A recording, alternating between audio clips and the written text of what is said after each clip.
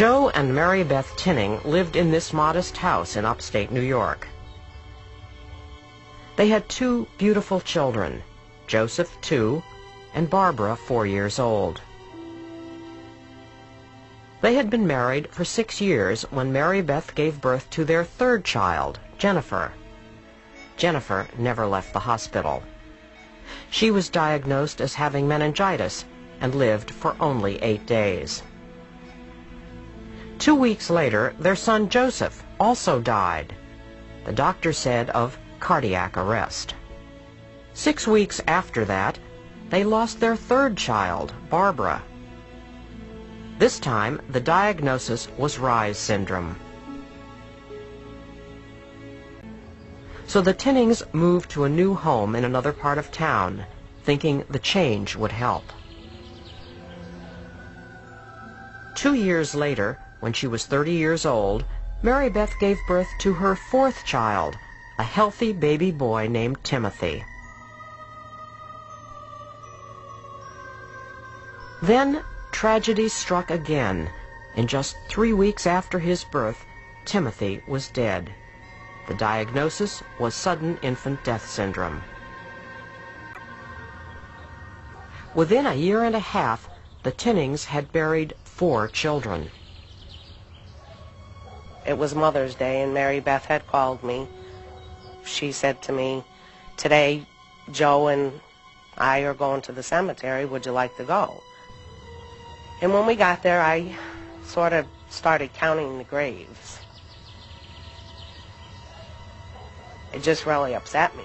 And of course, she gets down on the ground. She was clearing, the grass and making sure all the names were clear. And I had said to her, "Marybeth, God bless you after losing this many children, and you're still sane." I just couldn't imagine myself going through something like that.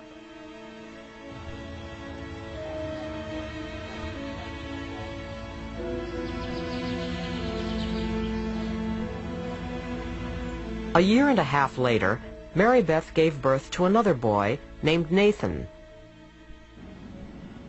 5 months later, she brought Nathan, blue and unconscious, to the St. Clair's emergency room. He never regained consciousness. This time, the cause of death was cited as acute pulmonary edema. Marybeth had now lost 5 children in 3 years. Some doctors were convinced that her children were victims of some rare genetic disorder, something they called a death gene. 3 years passed, and Marybeth remained childless. So the Tinnings decided to adopt a baby boy they named Michael. Marybeth explained to friends that she wanted another child because, she said, "I'm a woman, and that's what women are supposed to do." Marybeth continued to have her own children. She gave birth to her 6th child, Mary Frances. Mary Frances died in less than a year. The diagnosis was sudden infant death syndrome. Jonathan Tinning was born in November of 1979. 5 months later, he was dead. Doctors said of cardiac arrest. Jonathan was the 7th child to die. But Michael, the adopted son, was still alive. He was 2.5 years old and seemed to be the only child to survive the Tinning family curse. Until, on the morning of March 2nd, 1981, he was rushed lifeless into the emergency ward. Something was obviously wrong. Unlike his brothers and sisters, Michael was not the Tinnings' biological child. His death could not be explained away by a genetic flaw. After Michael's death, neighbors and some doctors flooded the child abuse hotline with phone calls demanding an investigation of Marybeth Tinning. But the autopsy report cited the cause of death as acute pneumonia.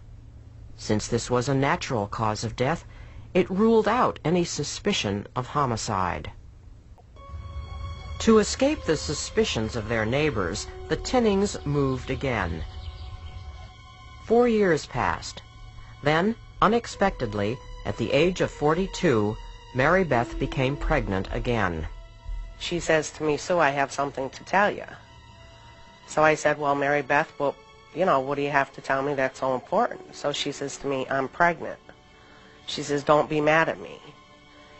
And I said, "Marybeth, why would I be mad? I'm very excited. This must have been meant to be. Now you're going to have the child, and maybe this time nothing, it'll be healthy." And that was it. She ended it, and she says, "Okay, now I'm going home." On August 22, 1985, Marybeth's 9th child, Tammy Lynn, was born. Marybeth seemed to be very good with her. She would hold her and hug her. She seemed to be a great mother as far as what I could see. 4 months went by, and she seemed perfectly healthy. It was near Christmas time. Marybeth comes out on the front porch. Now, again, I say it was cold out, it was snowing, and she says, "Sue, you have to come here. I have to talk to you. I have something very important to tell you." So, of course, after I got done doing what I had to do, I went over, went up on the porch, and all she did was grab a hold of me and hug me and say, "Tammy died last night."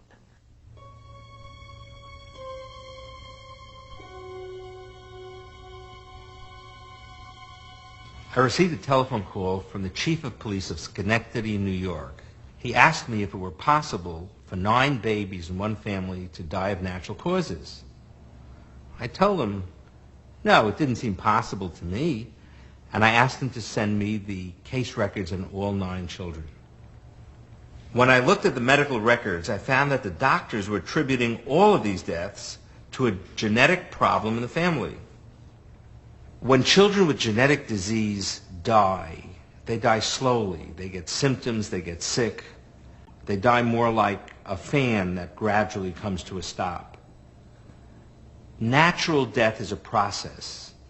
It isn't unexpected and sudden usually.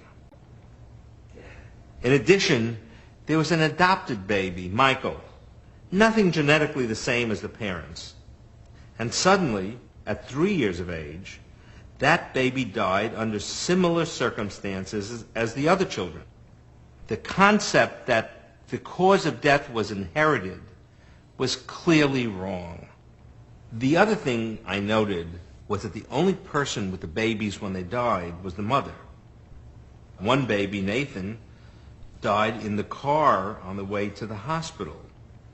Many of the babies were blue when they were seen at the hospital. Sid's babies looked perfectly healthy. When a baby that's been previously healthy turns blue and then dies, it means there's some kind of obstruction to their ability to breathe, some kind of suffocation. I told the police that the Tinning children had died of homicidal asphyxia. After 14 years and 9 deaths, the police finally had enough evidence to confront Marybeth Tinning. They brought her in for questioning. She said, "I didn't do it. I didn't do it. I didn't do it." She denied it. And then finally, when I confronted her that we had medical evidence that it was a homicide, that enough children had died as a result of what she had been doing, she said, "I killed my children." Marybeth confessed to killing 3 of her children, Timothy, Nathan, and Tammy Lynn. She talked about how she had killed Tammy Lynn. "I finally used the pillow from my bed and put it over her head. I held it until she stopped crying. I didn't mean to hurt her. I just wanted her to stop crying." Marybeth was found guilty of murder. She was given a sentence of 20 years to life in prison.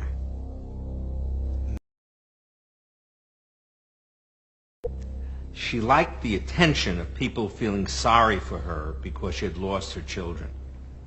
She's an example of what we call the Munchausen by proxy syndrome, in which a parent uses or harms a child to get attention. Sometimes the child dies. In the Marybeth Tinning case, 9 children died.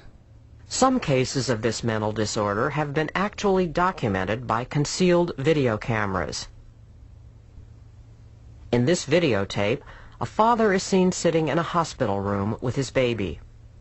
He looks around and sees no one else is present. He then gets up and lies on top of the baby. The baby struggles to get free.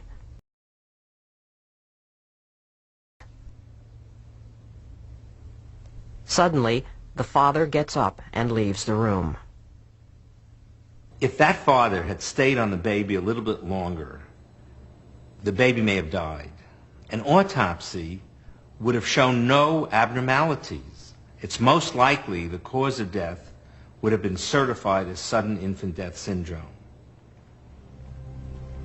When I see a battered child on the autopsy table, sometimes the whole body covered with black and blue marks,